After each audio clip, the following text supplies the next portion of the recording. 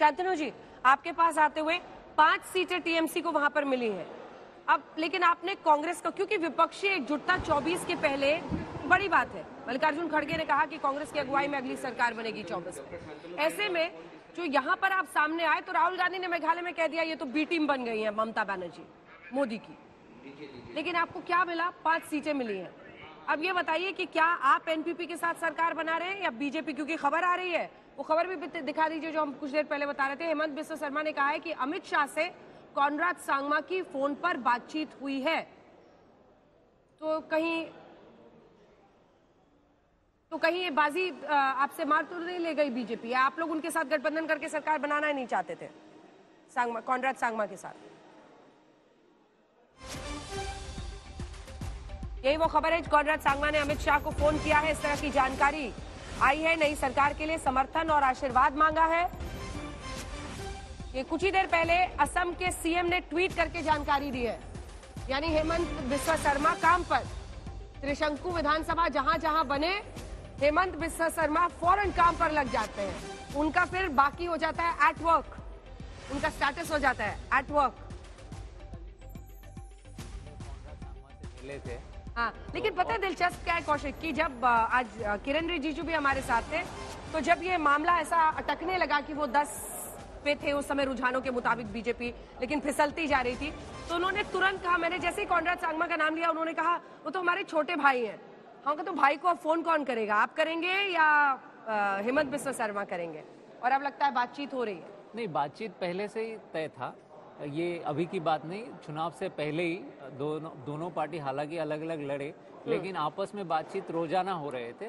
तो एक स्ट्रेटेजिक ये कॉन्टेस्ट था और ये तो तय था अगर एनपीपी को पूर्ण बहुमत नहीं मिलेगा, एनपीपी सोच भी नहीं रहे थे कि उनको पूर्ण बहुमत मिलेगा, तो ये तय था कि एनपीपी और बीजेपी बाद में सरकार गठन करने के लिए इकट्ठे आएंगे ही। और मुझे लगता है अगर जरूरत ना भी होते तो बीजेपी को साथ रखते एनपीपी, क्योंकि सरकार चलाने में, केंद्र सरकार की मदद पाने में ये कॉनराड सांगमा के लिए फायदेमंद रहेंगे। इसलिए कॉनराड सांगमा ने सबसे पहले ही अमित शाह को फोन किया और हेमंत बिस्वा शर्मा से परसों मिले थे 28 तारीख को।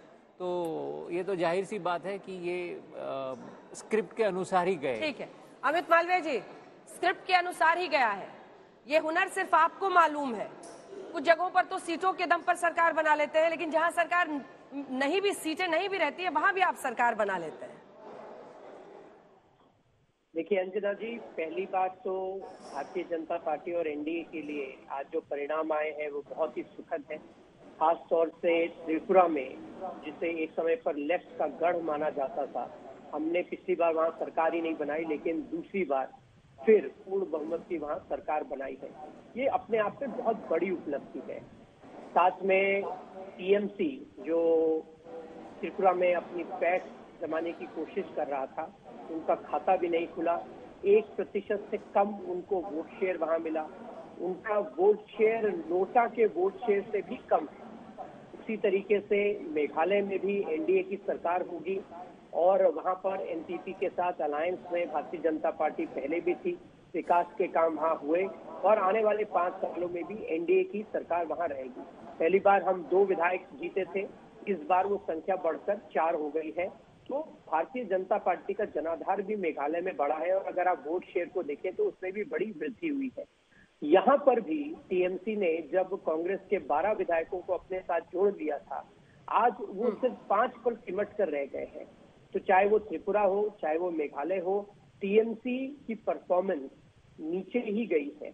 और भारतीय जनता पार्टी की जो जीत नागालैंड में हुई है हमारे अलायंस पार्टनर के साथ, वो बहुत ही महत्वपूर्ण है, क्योंकि नागालैंड मुख्य रूप से एक क्रिश्चियन डोमिनेटेड स्टेट है और ट्राइबल स्टेट है।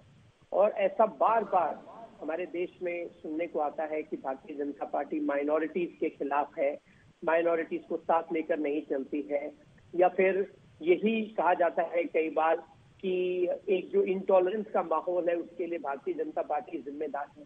ये जो नागालैंड के परिणाम है, ये इन सभी बातों को जवाब देते हैं कि जिस प्रकार की मिथ्या बातें लोग करते हैं, खासतौर से विपक्ष करता है, उसको जवाब है नागालैंड का, जहां पे भारतीय जनता पार्टी दोबारा इतनी बड़ी संख्या में जीत कर आई है और हमारे अलायंस पार्टनर के साथ हम वहां सरकार बनाने जा रहे हैं।